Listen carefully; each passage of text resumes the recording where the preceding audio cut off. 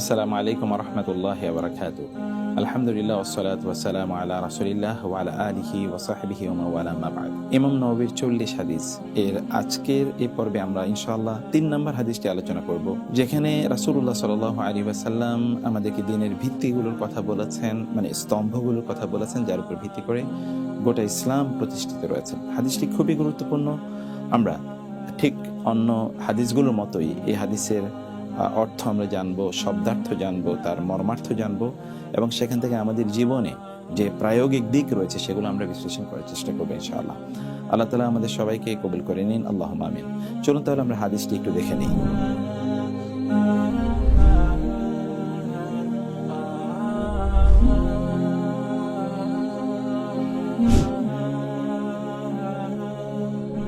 আমরা যে হাদিসটি দেখতে পাচ্ছি, এই হাদিসটি হচ্ছে বুনিয়াল ইসলাম আলা খামসিন এই সংক্রান্ত, অর্থাৎ বুনিয়া প্রতিষ্ঠিত, আল ইসলাম ইসলাম, আলা উপরে, খামসিন পাঁচটি জিনিসের উপর ইসলাম প্রতিষ্ঠিত।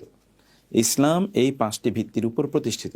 সেই ভিত্তিগুলোকে কি, সেগুলো নিয়ে আমরা একটু পরে দেখছি। মূল হাদিসের দিকে আমরা একটু যাই। মূল হাদিসটি কি সেটি আমরা একটু চলুন দেখি। মূল হাদিসটি হচ্ছে যেটি আন আবি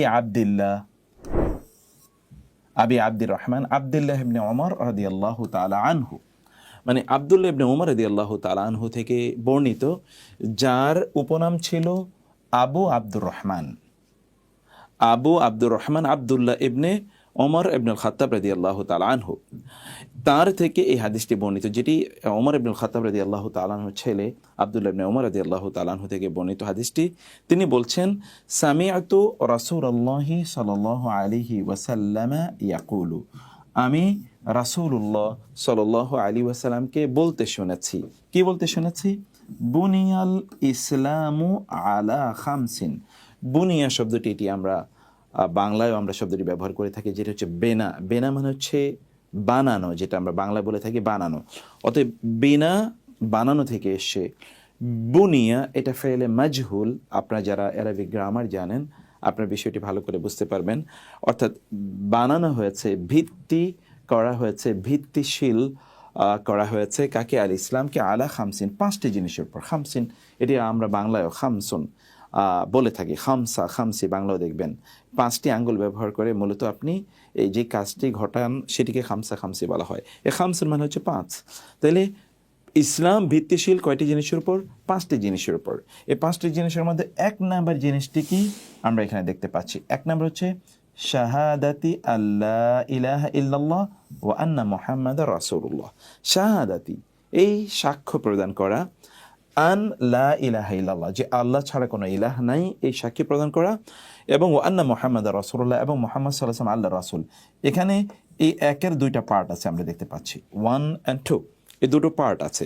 মানে এই সাক্ষ্য প্রদান করা যে আল্লাহ ছাড়া কোনো ইলাহ নাই এবং মুহাম্মদুর রাসূলুল্লাহ সাল্লাল্লাহু আলাইহি ওয়াসাল্লাম তিনি আল্লাহ তাআলার রাসূল। আর দুই নম্বর যেই ভিত্তিটি, মানে পিলার, দুই নম্বর পিল হচ্ছে ওয়া ইকামিস সালাতি। ওয়া মানে এবং, এই ওয়াটি আপনারা বহুবার পাবেন।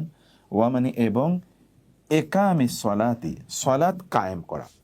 একাম মানে তো কায়েম করা, আর সলাত তো সলাত, সলাত কায়েম করা। ওয়া ইকামিস সালাতি এবং সলাত কায়েম করা। তিন নম্বরে আমরা কি দেখতে পাচ্ছি?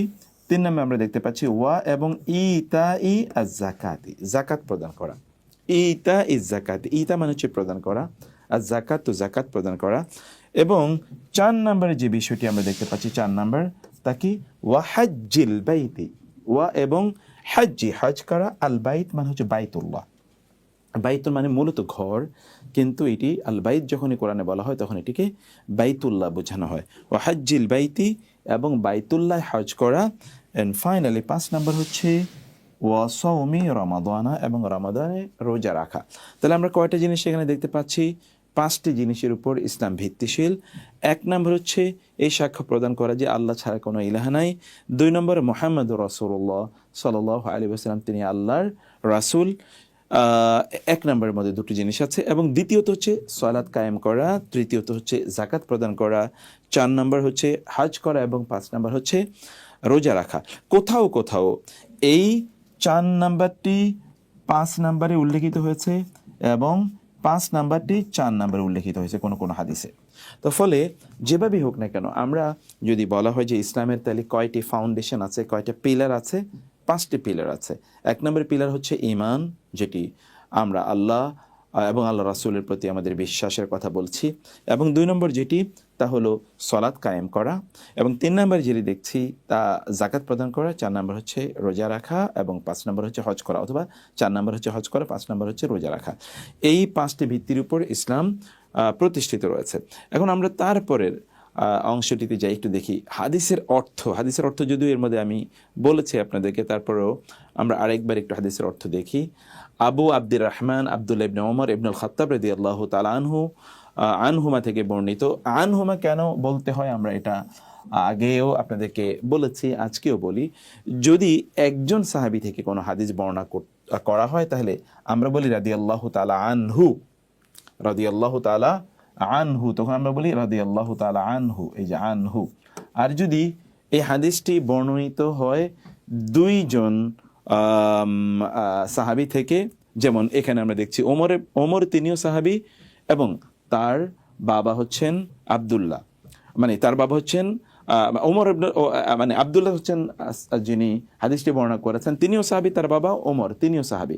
অতএব যখনই আপনি কোনো একজন রাবীর নাম উল্লেখ করবেন, তার পাশাপাশি তার বাবা ওর নাম উল্লেখ করবেন, কিন্তু তার বাবা একজন মুসলিম, তাইলে উভয়ের উপরে আপনি আল্লাহ তাআলার কাছে দোয়া করবেন যেন আল্লাহ তাদের প্রতি সন্তুষ্ট থাকেন, অথবা আল্লাহ তাদের প্রতি সন্তুষ্ট রয়েছেন, এরকম কোনো এক্সপ্রেশন দিতে যখন আপনি চান, তখন আপনি দুজন, যেহেতু দুজনই সাহাবী, বাবাও সাহাবী এবং ছেলেও সাহাবী বা সন্তানও সাহাবী, তখন আপনি রাদিয়াল্লাহু তাআলা আনহুমা বলবেন। যেমন আমরা এখানে দেখি ওমর ইবনুল খাত্তাব রাদিয়াল্লাহু তাআলা মানে আনহু।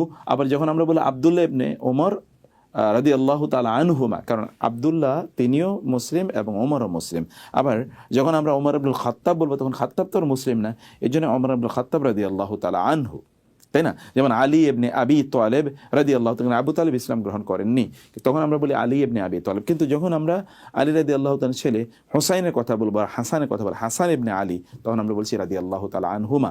আর যখন সকল সাহাবীদের কথা আমরা বলি সাহাবায়ে কেরাম রাদিয়াল্লাহু তাআলা আনহুম, সকল সাহাবীদের কথা বললে নিশ্চয়ই আপনি বিষয়টি বুঝতে পেরেছেন। তারপরে তিনি বলছেন যে, তিনি কি বলেছেন? আমি রাসূলুল্লাহ সাল্লাল্লাহু আলাইহি ওয়াসাল্লামকে বলতে শুনেছি। কি বলতে শুনেছি? 5টি জিনিসের উপর ইসলামের বুনিয়াদ রাখা হয়েছে, মানে ইসলাম ভিত্তিশীল 5টি জিনিসের উপর।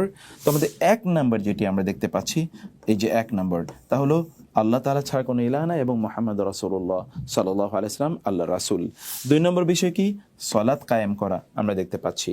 3 নম্বর হচ্ছে যাকাত প্রদান করা, এবং 4 নম্বর হচ্ছে আল্লাহর ঘরে হজ করা, এবং 5 নম্বর হচ্ছে রোজা রাখা। এই জিনিসগুলো আপনাদেরও কয়েকবার একটু মনে করার চেষ্টা করুন। ইসলাম 5টি ভিত্তির উপর নির্ভরশীল। এই 5টি ভিত্তি কি কি, এখানে আমরা সেই ভিত্তিগুলো দেখতে পেলাম।